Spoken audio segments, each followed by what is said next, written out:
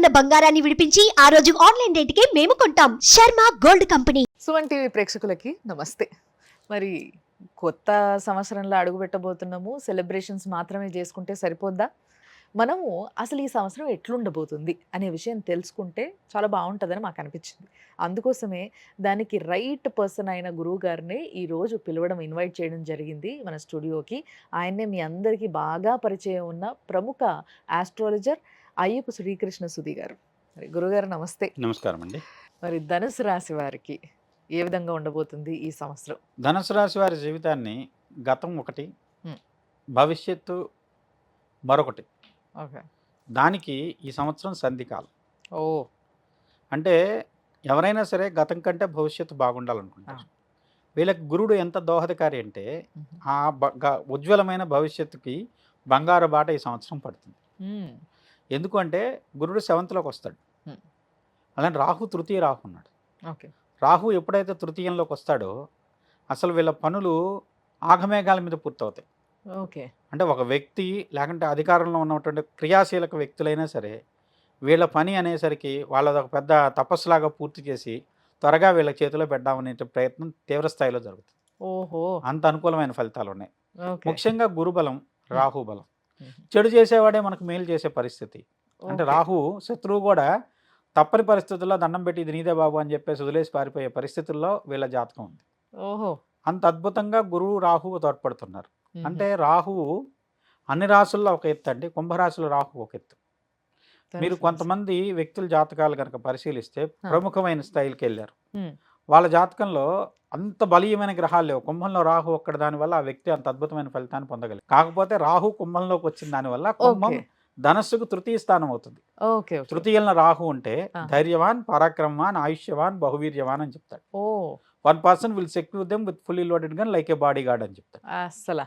అసలు మీకు అంటే ఎవరు ఎంత గొప్పోడైనా కావచ్చు, మీరు ఎంత ఇబ్బందికరమైన పరిస్థితుల్లో ఉన్నా, అధపాతాళంలో ఉన్నా పనిగట్టుకొని మిమ్మల్ని తీసుకొచ్చి మంచి ఉన్నతమైన శిఖరాల్లో నిలబెట్టమే పనిగా పెట్టుకున్నటువంటి వ్యక్తులు ఈ సంవత్సరం మీకు తటస్థిస్తారు.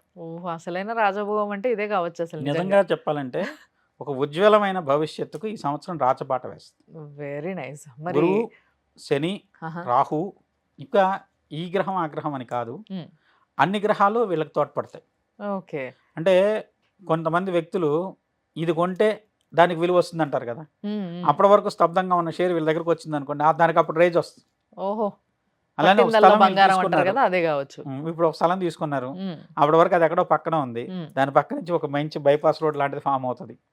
తద్వారా అప్పటి వరకు 10 పెరిగేటువంటి అవకాశం ఉంది లేని రేట్ రావడానికి. ఓహో, అసలు చాలా బాగుంది. అందువల్ల వీళ్ళది గతం ఒకటి, భవిష్యత్తు దానికి 10 మంచి భవిష్యత్తుకు ఈ సంవత్సరం ఒక మంచి చుక్కాని లాంటి సంవత్సరం చెప్పచ్చు.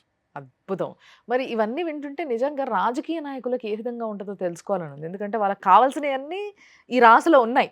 మరి దాంట్లో ఉన్న వాళ్ళు ఎవరో చూసుకోండి ఒకసారి. ముఖ్యంగా ఉన్న వ్యక్తుల జాతకాలు గమనిస్తే అండి, ఇప్పుడు కొంతమంది వ్యక్తులు ఉన్నారు, ఆ వ్యక్తుల పేర్లు మనం మూలా నక్షత్రంలో పుట్టిన వ్యక్తి ఉన్నారు ధనుసు రాశికి వస్తే.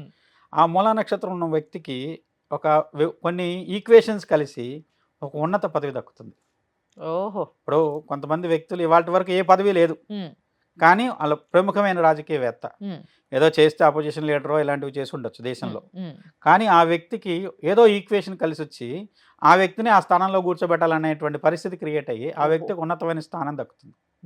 అలానే మీకు కొంతమంది మూల, పూర్వాషాఢ, ఉత్తరాషాఢ మొదటి పాదం ధనుసు రాశిలోకి వచ్చాయి. కొన్ని అనూహ్యమైన పరిణామాలు జరుగుతాయి. ఒక వ్యక్తి ఆకస్మికంగా చనిపోయారు అనుకోండి, ఎవరో వ్యక్తిని తాత్కాలికమైన స్థానంలో కూర్చోబెడతారు. అలాంటి వాటికి కూడా ఈ సంవత్సరం ఈ ధనుసు రాశి వాళ్ళకే తప్పితే వేరే వాళ్ళు లేరు అనేటువంటి పరిస్థితి క్రియేట్. ఓకే. ఇప్పుడు సపోజ్ జవహర్లాల్ నెహ్రూ చనిపోయినప్పుడు గుల్జారీలాల్ నందాని ప్రధానమంత్రిని చేశారు. 3 నెలలో 4 నెలలో. రాజశేఖర రెడ్డి గారు చనిపోయినప్పుడు రోషయ్య గారిని చేశారు, ఓ సంవత్సరం పాటు చేశారు. ఇలాంటి ఏదో ఒక ఈక్వేషన్ వీళ్ళ విషయంలో వీళ్ళకి కలిసి వచ్చి వీళ్ళని ఆ స్థానంలో నిలబెడుతుంది. అంటే రాజకీయంగా ఏంటంటే కొన్ని అనూహ్య పరిణామాల్లో వీళ్ళు పదవి పొందుతారు.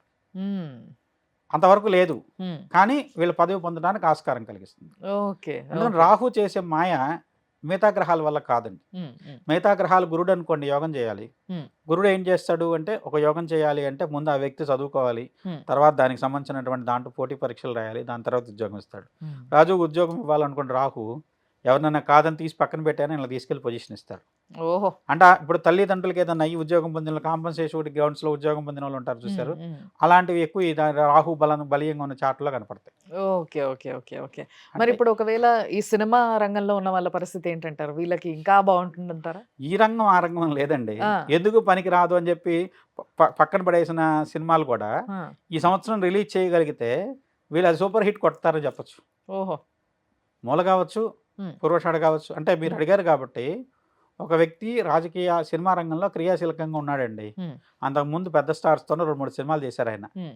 ఆయనకి ఏలినాడు శని వచ్చినప్పటి నుంచి స్తబ్దంగా ఉంది ఆయన హ్మ్. జాతకం. పేరు చెప్పను గానండి. హ్మ్. ఆ వ్యక్తి జాతకం ఒక ఉన్నతమైనటువంటి మలుపు తిరుగుతుంది ఈ సంవత్సరంతో. ఓకే.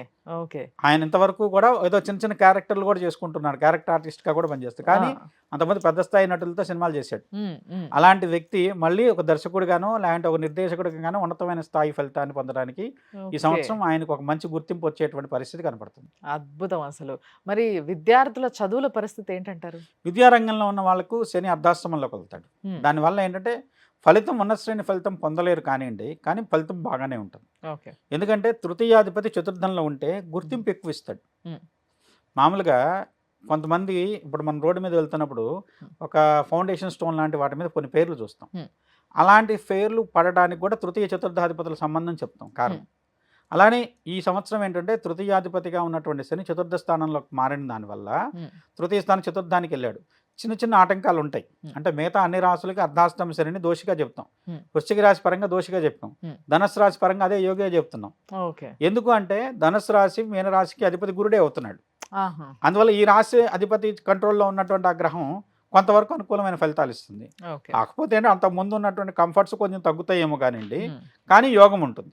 ఓకే. ఓకే. యోగం ఉన్నప్పుడు మనకు మనం తగ్గించుకుంటాం. హ్మ్. ఉంది, యోగం ఉంది, మంచి స్థితి ఉంది. హ్మ్. మనం ఒక మంచి హోదాలో కూర్చున్నాం. ఎవరో వచ్చారు. అది నిద్రపోయే టైం. అవసరం లేదు ఆళ్ళతో మాట్లాడదాం. లేదంటే పని ఉంటే పని చూసుకుందాం.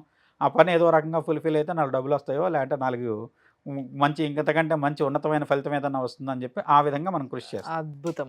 మరి మీరు ఎట్లాగో వీళ్ళ జాతకం ఫ్యూచర్‌కి వేసుకునే పునాది లాంటిది ఈ సంవత్సరం అని అన్నారు కాబట్టి, ఆ పునాది స్ట్రాంగ్‌గా వేసుకోవడానికి ఎలాంటి పూజ గాని, లేకపోతే ఏ దైవాన్ని గాని నమ్ముకుంటే పనవుతదంటారు? పెళ్లి కాని వాళ్ళైతే పెళ్లి చేసుకోండి వెంటనే నా సలహా. ఓహో! పెళ్లి చేసుకోండి. ఆ! ఎందుకంటే గురుబలం అంత అనుకూలమైన ఫలితం ఇస్తుంది. హ్మ్. గురుడు, రాహు ఇద్దరు వచ్చేసేసి ఒక ఇద్దరి మధ్య మంచి ఈక్వేషన్‌లో కూర్చున్నారు. హ్మ్. దానివల్ల ఏమవుద్దంటే తృతీయంలో రాహు, సప్తమంలో గురుడు. ఈ 2 ఒకదానికొకటి కోణ సంబంధం ఉన్నది. హ్మ్. అది జ్యోతిష్యంలో ఈ గోచారంలో ఆ విధమైన దృష్టులు చెప్పకూడదు. హ్మ్. కానీ ఇక్కడేంటంటే అది వర్కౌట్ అవుతుంది. ఓకే. కాబట్టి ఏంటంటే పెళ్లి కాకుంటే అంటే పెళ్లి చేసుకోండి. హ్మ్. లేదు మీకు కొన్ని సమస్యలు మిమ్మల్ని చాలా కాలం నుంచి మీ యొక్క అహాన్ని తొక్కిపెట్టుకుని కూర్చొనున్నారు. హ్మ్. ఏదో ఒక రకమైనటువంటి వచ్చిన అవకాశం సద్వినియోగం చేసుకోండి. హ్మ్.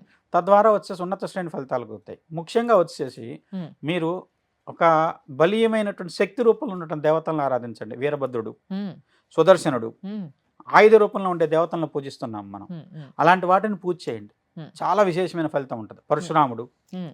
అలా అంటే శక్తి వాళ్ళని చూసినప్పుడే మనకు ఒక రకమైనటువంటి ఉగ్ర రూపం ఒక నరసింహస్వామి. హ్మ్. నరసింహస్వామి గోల్డే ఆయుధాలు కదా! అవును.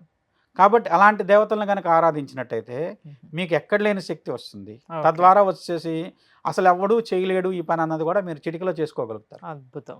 అంత విశేషమైన యోగం ధనుసు రాశి వాళ్ళకుంది ఈ సంవత్సరం. బంపర్ ఆఫర్ అసలు నిజంగా వీళ్ళకైతే. చాలా అద్భుతంగా ఉంది చాలా జాతకం. బాగుంటుంది ధనుసు రాశి వాళ్ళ యోగం. చాలా బాగా చెప్పారు గురువుగారు. ధన్యవాదాలు. నమస్కారం అండి.